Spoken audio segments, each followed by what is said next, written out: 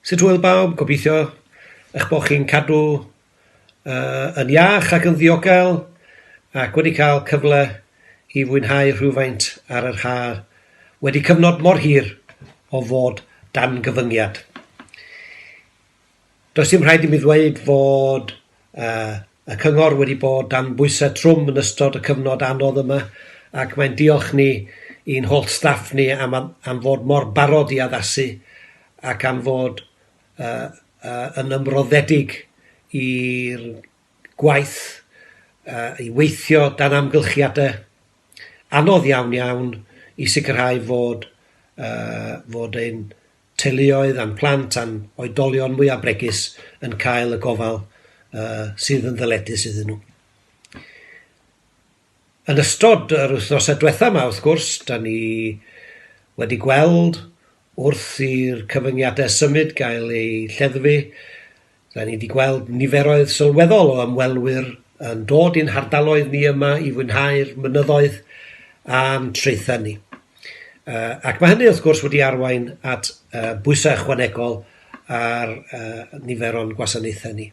Mae'n gweithwyr sbwriel ni wedi bod yn gweithio'n galed iawn i sicrhau fod yn strydoedd a'n cefn gwlad ni yn lân ac hefyd mae'n wardeiniaid ni wedi bod yn sicrhau bod y strydoedd yn ddiogel ac nad oes parcio anghyfreithlon ac yn y blaen yma. Gwaith yna wedi bod yn fwy heriol nag arfer. Mae ganddo ni staff hefyd sydd wedi bod yn cysylltu â nifer fawr o fusnesau ar draws y sir yn cynnig cyfeirio nhw i gymorth ariannol ac hefyd yn darparu cyngor ar sut i ail-agor yn ddiogel. Ac da ni falch iawn fod cynifer o fusnesau wedi llwyddo i agor unwaith eto. Fe hoffwn i gyfeirio at y staff morwrol sydd yn gweithio yn ddyfal i sicrhau diogelwch defnyddwyr yn traethau ni.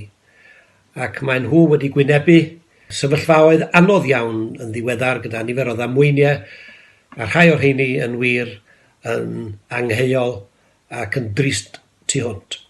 Maen nhw wedi mynd y filltir bella ychwanegol honno ac wedi yn wir achub bywydau. Ac bedrwn ni ddim diolch digon iddyn nhw am ei gwaith arwrol.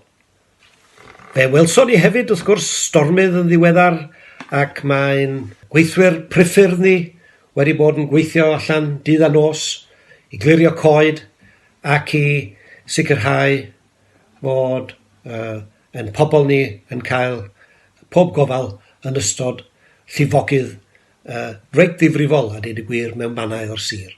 Ar ddiwedd yr haf fel hyn, mae'n dda gweld yn hysgolion ni yn agor unwaith eto ac ydyn ni'n dymuno yn dda iawn i'n holl ddisgyblion ni wrth iddyn nhw ddychwelyd i weld i athrawon ac i weld i cyfeillion unwaith eto. Dwi'n siŵr bod nhw'n falch o fynd yn ôl.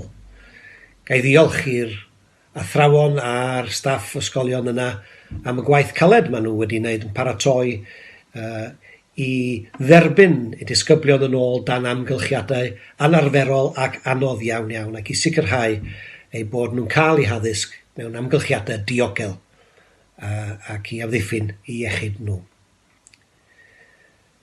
Yn ola, gai diolch i chi i gyd am eich rhan chi wrth i chi gadw at y rheolau mwyn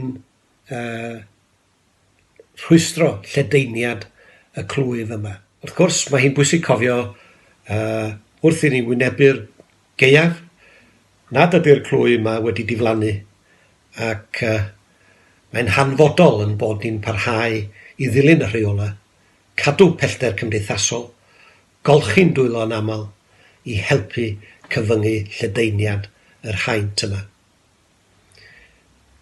Diolch i chi gyd am chwarae eich rhan i gadw yn cymunedau yn ddiogel. Diolch yn fawr i bawb.